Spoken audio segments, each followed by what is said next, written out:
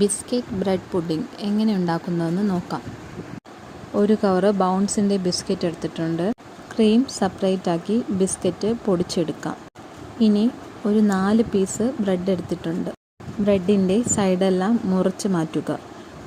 ശേഷം ഇത് പൊടിച്ചെടുക്കാം. ഇനി ഇത് പൊടിച്ചു വെച്ചിട്ടുള്ള ബിസ്ക്കറ്റിലോട്ട് ഇടാം. 1 spoon baking powder, 1/4 spoon baking soda, 1 നുള്ള് ഉപ്പ് എന്നിവ ചേർത്ത് നന്നായി ഇളക്കുക.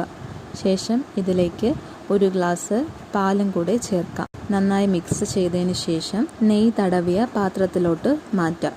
5 മിനിറ്റ് ഹൈ ഫ്ലെയിമിലും 15 മിനിറ്റ് ലോ ഫ്ലെയിമിലും കുക്കറിൻ്റെ വിസിൽ മാറ്റി വേവിച്ചെടുക്കാം. ഇനി നേരത്തെ എടുത്തു വെച്ചിട്ടുള്ള ക്രീമിലോട്ട് 1 കവറ് പാൽപ്പൊടിയും ആവശ്യത്തിന് പാലും ചേർത്ത് ഇളക്കി മാറ്റി വയ്ക്കുക.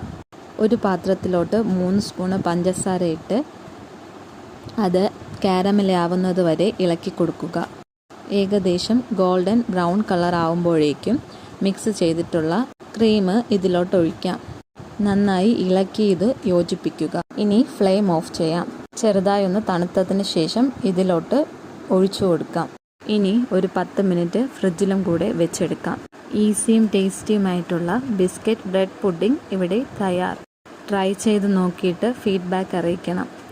ഈ വീഡിയോസ് ഇഷ്ടപ്പെട്ടവർ ചാനൽ സബ്സ്ക്രൈബ് ചെയ്ത് സപ്പോർട്ട് ചെയ്യുക.